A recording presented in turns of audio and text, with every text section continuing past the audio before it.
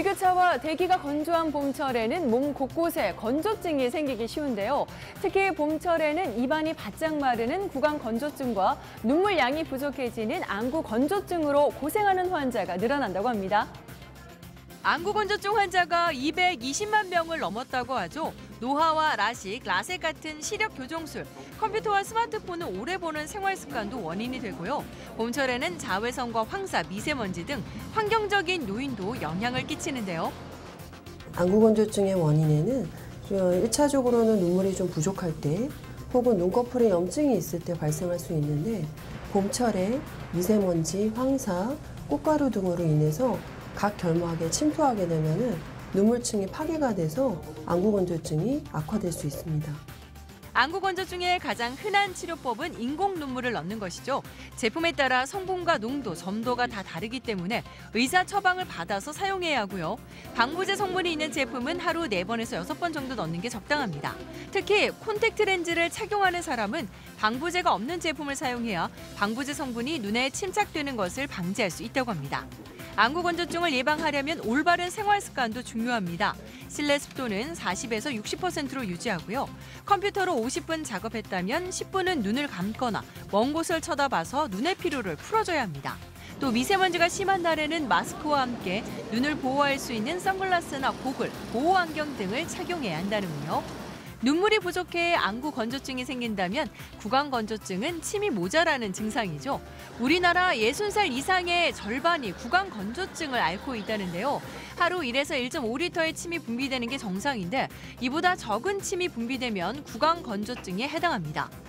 노인 환자들에서 특히 많이 나타나는데 드시는 약물에 따라 가지고 구강 건조증을 유발하는 약물들이 좀 많으실 수가 있습니다. 폐경기 여성 같은 경우에 호르몬 변화로 인해 가지고 구강 건조증이 좀 더 심해지는 경우도 있고요. 물을 마셔도 건조함이 사라지지 않고 백태와 구취가 동반되면 구강 건조증을 의심해야 하는데요. 빈혈이나 당뇨병, 쇼그렌 증후군 같은 질환이 있을 때도 나타날 수 있기 때문에 정확한 원인을 찾아 치료받아야 합니다. 일반적으로 인공 타액 제품이나 침 분비를 촉진하는 약물을 사용하고요.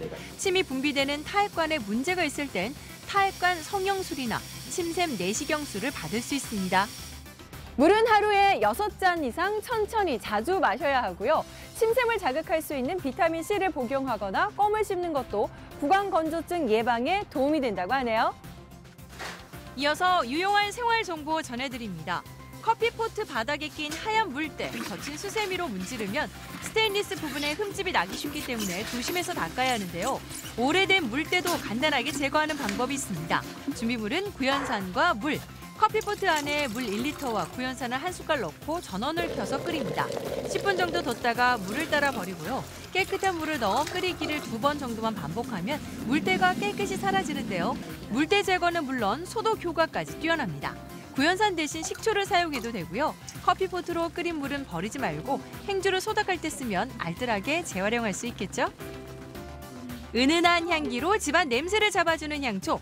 유해물질 걱정 없이 안전하게 사용하는 법 알아볼까요? 새 향초를 쓸 때는 왁스가 완전히 녹도록 2~3시간 정도 켜서 길들여야 하는데요. 이렇게 해야 심지 주변이 동그랗게 파이는 터널링 현상 없이 바닥까지 평평하게 사용할 수 있습니다. 또 향초를 끌 때는 입으로 불어 끄지 말고 뚜껑으로 산소를 차단해서 꺼야 그 흐름을 방지할 수 있고요.